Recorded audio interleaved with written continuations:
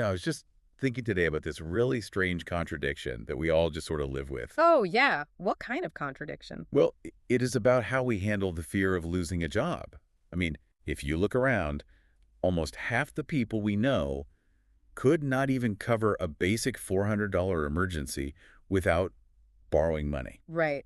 Which is a scary thought all on its own.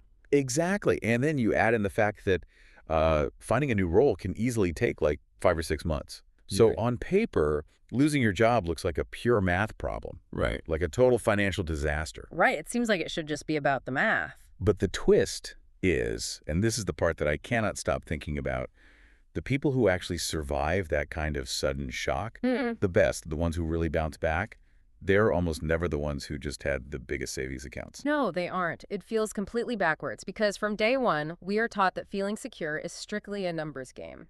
Just save more money and you will be fine. Yeah, just build the emergency fund. Right. But when the ground actually falls out from under you, most people do not fall apart from the money problem first. They fall apart from the identity problem first. Wow. The identity problem. Yeah, That makes so much sense, actually. it does, right? Because losing a job or even just, lying awake at night wondering if your company is going to make cuts, it is a huge mental event. It triggers this stress response that looks exactly like grief. Right, because you are not just losing a paycheck. Exactly. You are losing your daily routine, your work friends, and for a lot of people, their whole sense of purpose. I mean, I want anyone listening right now, to really think about this. Have you ever felt like if you lost your desk or your specific job title or your work badge, that you would actually be losing a piece of your actual self? Oh, that is such a common trap. Like your core identity is just permanently glued to your email signature. It happens all the time. And when that stress spikes, a secondary thing happens. The planning part of your brain, the part that handles logic and patience and long-term goals, it basically shuts down. Wait, really? It just turns off? It practically goes offline. Because think about it, if a tiger is chasing you, your brain thinks you need to run for your life right this second. It doesn't want you sitting down to draft a nice, clear 5-year career plan. Oh, wow. I love that analogy.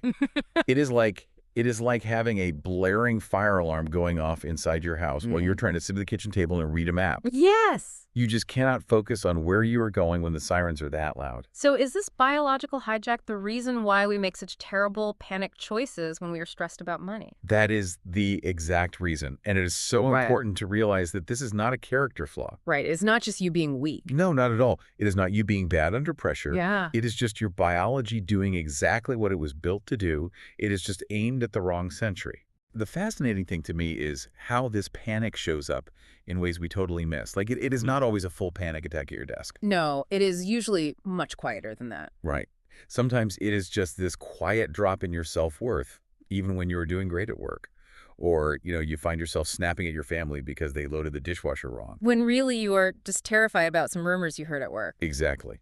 The dishwasher has nothing to do with it. Or people fall into what we call financial avoidance.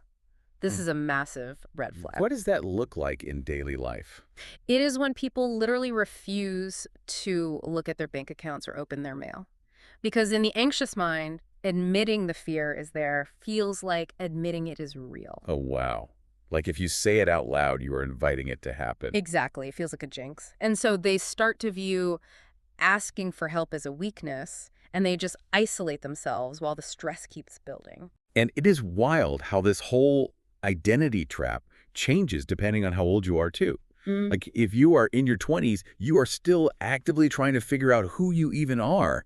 So a job loss hits that new identity like a wrecking ball. It really does. And then, you move into your 30s and you face this huge pile of new pressures. Yeah, you might be buying a house or having kids or really pushing for a big promotion. Right. And when your mind feels like it is cracking under that very specific weight, people tend to internalize it. They think they're just broken. But they aren't broken. Not at all. They're just dealing with an immense amount of real pressure without having the mental habits to process it. And then you get into your 40s and beyond, and the fear just shifts again. It becomes this really loud voice saying, well, it is too late, my habits are fixed, my industry is changing, and I am just stuck. Which is such a common fear, but the science totally debunks it. The brain stays flexible. Your ability to grow and change doesn't just switch off on your 45th birthday. Thank goodness for that. But that brings up a really good point. If our biology is literally wired to panic and our planning centers are getting shut down by stress, how do some people actually get through this without spiraling? Right. How do they survive the exact same company cuts and keep their sanity? Exactly. Why do some people move forward while others just get stuck in endless dread? It all comes down to understanding the difference between productive worry and unproductive worry. See, to me, worry is just worry. Like the physical feeling of it. Right, the tight chest, the racing thoughts. Yeah, the heart rate going up. It feels exactly the same, whether you are worrying about a real crisis or a fake one. And that is exactly why people wrongly assume all worry is just useless and toxic, because the physical feeling in your body is identical. Right. But the real measure isn't how the worry feels, it is about where the worry actually leads you. Unproductive worry has no finish line, it just loops. Like checking your work email at midnight. Yes, or just refreshing the company chat room, passively waiting for bad news to drop. I always think of it like the difference between running on a treadmill and running to the grocery store. Oh, I like that. Yeah, because both things make you sweat and your heart is beating fast. But one actually gets you somewhere and results in dinner, Right. while the other just leaves you totally exhausted, standing in the exact same spot you started in. That is the perfect way to look at it. Productive worry has an actual finish line. It leads to something real in the physical world, like a written plan or a fresh budget, or even just an honest talk with a friend. It gets you off the treadmill. Exactly. And when you look at how people recover from losing a job, getting their mindset back takes way, way longer than getting their income back. Wait, really?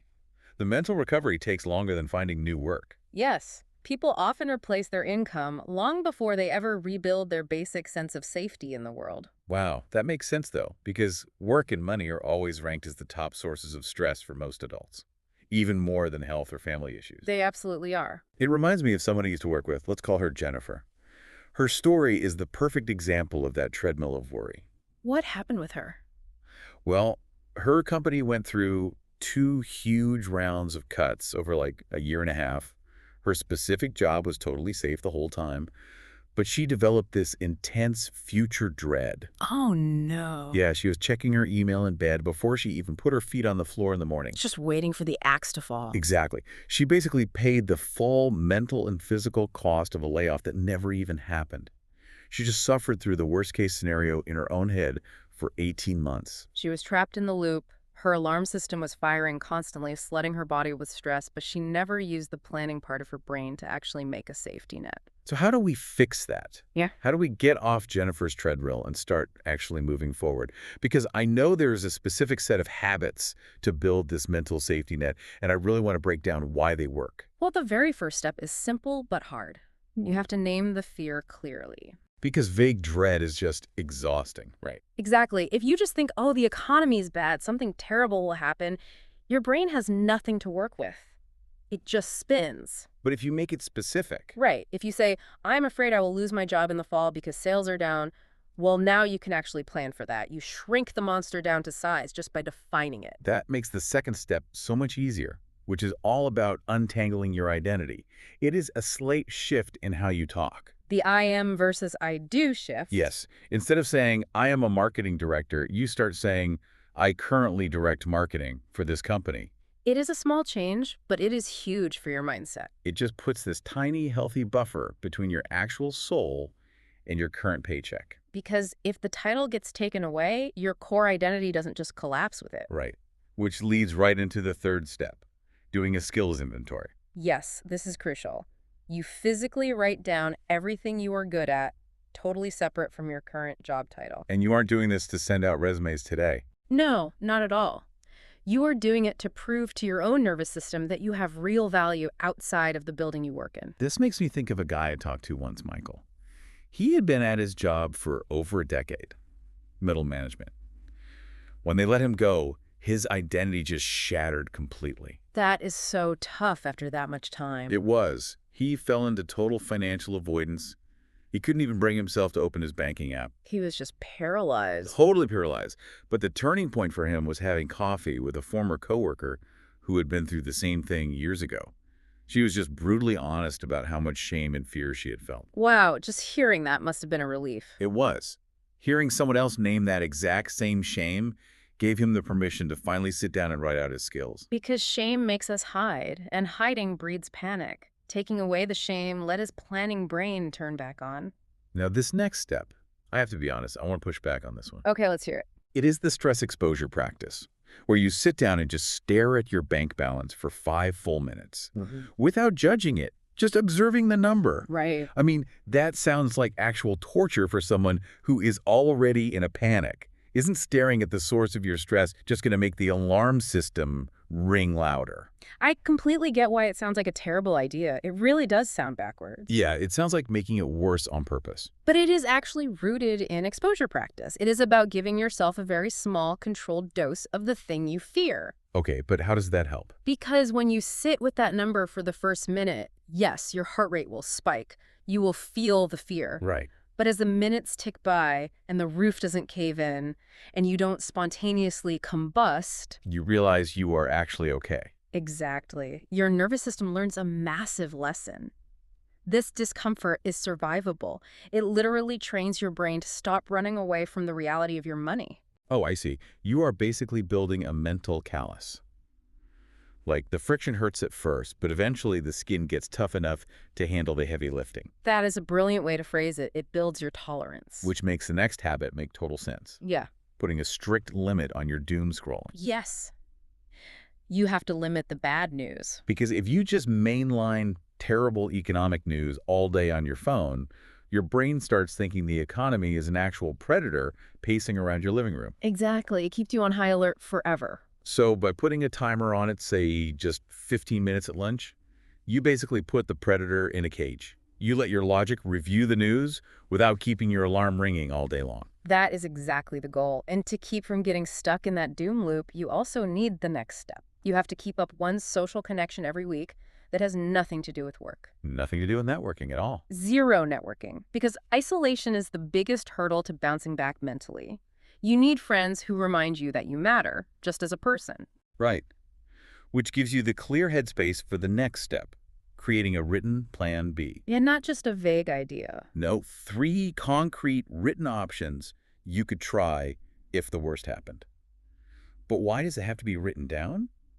And why 3? Because holding it all in your head drains your daily mental energy. It is like keeping too many tabs open on your browser. Exactly. Writing it down offloads it. It tells your brain, we have this handled, you can relax. And you need 3 options because having only one backup plan just creates a brand new thing to be anxious about. Oh, that makes sense. If the one backup plan fails, you are doomed. Right. Knowing there are multiple doors out of the building lowers your daily stress, even if you never open any of them. Which saves your energy for intentional rest. Not just passing out on the sofa because you were drained, but actually planning time to recharge. Because being on high alert all the time burns out your brain faster than anything else. And the final piece of this is being emotionally honest with at least one person you trust, not just complaining. No, not just venting. But actually naming the fear out loud to someone else. Why does speaking it change the feeling so much? It changes how the brain routes the signals. When you speak a fear out loud, you force the feeling out of the emotional center and push it into the language and logic centers. So you are basically moving the file to a different folder in your brain. Yes. And that simple move naturally calms the nervous system down. It loosens the grip of the panic. So once we have these habits in place Yeah. and we are building this mental safety net, we have to clear out the junk that ruins our progress. The toxic myths. Yes, the myths and the bad environments. Let's hit the myths first because we accept these things as absolute facts. The first big one is the idea that only people who are bad with money worry about losing their jobs. Which is completely false. It is so pervasive, but it is just wrong. Right. The worry is tied to uncertainty, not your salary. Exactly. In fact, high earners often have what we call golden handcuffs. Oh, the massive mortgages and the expensive car payments. Yes. Their overhead is so high that the drop feels incredibly steep. They panic just as much, if not more, than someone making half what they do. The second myth is almost superstitious.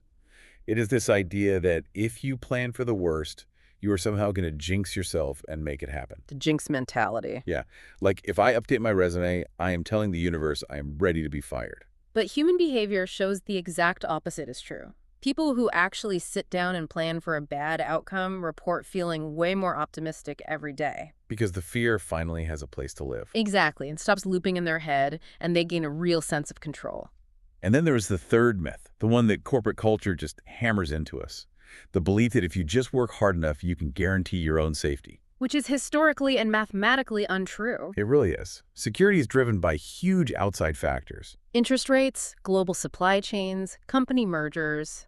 Your personal effort is great, but it cannot override a massive shift in the market. But, realizing that you don't control the whole board actually takes away a lot of the self-blame if cuts do happen, It relieves so much unnecessary guilt. along with clearing out those myths. We also have to fix our physical environment, like choosing one specific spot for all your financial papers. A dedicated drawer or folder. Yes, or scheduling your money planning for a very specific time, like Thursday at 7 p.m. I love the simple mechanics of this. It creates strong boundaries. It is like taking your worry, putting it in a physical box, and placing it on a high shelf, instead of carrying it in your mental backpack every single minute of the day. It stops the stress from bleeding into your weekend or your family dinners or your sleep. And you also have to aggressively clean up your news feed. Mute those toxic accounts that just post endless bad economic news. They aren't trying to help you plan, they're just using your fear to get clicks. That brings up a guy I met once, David. He ran a warehouse, and the rumors started going around about massive cuts coming to his building. That is always the worst time, just waiting. Yeah. But instead of spinning into that unproductive worry, he actually used these steps. He wrote out his 3 backup plans, he did his skills inventory, and he sat down and had a really honest talk with his wife about how scared he was. And what happened? Well, the cuts never even reached his team. He kept his job. Wow. But the real takeaway isn't just that he got lucky. It is what he gained from doing the work. He gained what is called earned confidence. Yes. He had this deep, quiet knowledge in his bones that if the worst had happened, he was actually ready for it. And that earned confidence changes how you walk through the rest of your life. You stop living in a posture of fear and you start living in a posture of readiness. So what does this all mean for us today? Job security isn't just about dodging a layoff. No, it is much deeper than that. It is about actively untangling your self-worth from your net worth, so that if the floor ever does drop out, you are not starting from zero in your own mind. Whether you feel totally safe at work right now, or you are facing cuts tomorrow, or you just wake up at 3 a.m. worrying about the world building, this mindset is your best possible emergency fund. It really is. Small choices, like how you talk about your title, looking honestly at your numbers, writing down what you were good at, they quietly build up into this massive, unshakable resilience. It is all about making sure your mind is ready long before you ever have to test it. And I want to leave you with one final thought to mull over as you go about your day. I love this part. If you woke up tomorrow morning and your specific job title, your current salary, and your company badge had just vanished completely into thin air, what are the 3 essential, unshakable skills or traits about yourself that would still be totally intact? These thoughts, these questions, they don't have to stop here. Geeks Mindset has many more podcasts and videos just like this one. Subscribe to the channel and explore other episodes. They all flow the same thoughtful way.